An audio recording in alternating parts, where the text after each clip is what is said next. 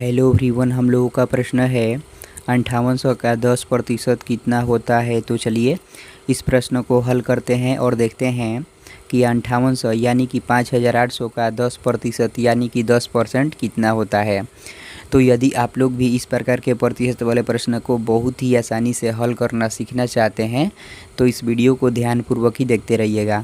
तो देखिए यहाँ पर 5800 है ना, यानी कि 5800 है ना, तो इस 5800 को इसी तरह से यहाँ पर लिख लेंगे।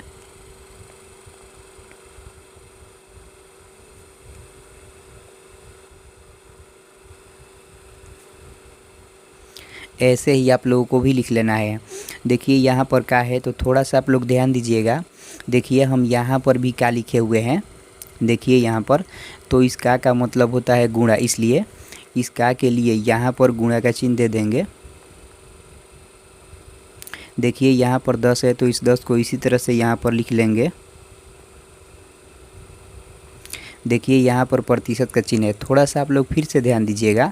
देखिए हम यहाँ पर भी प्रतिशत के चिन्ह दिए हुए हैं। देखिए तो इस प्रतिशत के चिन्ह का अर्थ होता है 1/100, इसलिए इस प्रतिशत के चिन्ह के लिए इस 10 के गुणे में 1/100 लिख लेंगे।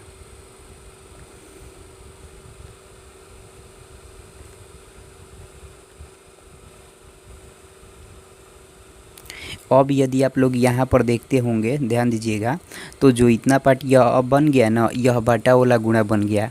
तो अब इसको कटा देंगे, तो इस 1 जीरो से इस 1 जीरो को कटा देंगे और इस दूसरे जीरो से इस जीरो को कटा देंगे। तो देखिए यहाँ पर 580 बच गया, तो यहाँ पर 580 लिख लेंगे। यहाँ पर गुणा का चिन्ह है तो यहाँ पर गुणा का चिन्ह देंगे। देखिए यहाँ पर 1 गुणे 1 तो कितना होगा, 1 होगा ना, तो यहाँ पर 1 लिख लेंगे।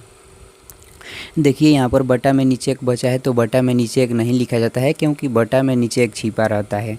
अब ध्यान दीजिएगा, देखिए 580 गुणे 1 तो कितना होगा, 580 ही ना होगा, तो यहाँ पर 580 लिख लेंगे। तो यही आंसर आ जाएगा।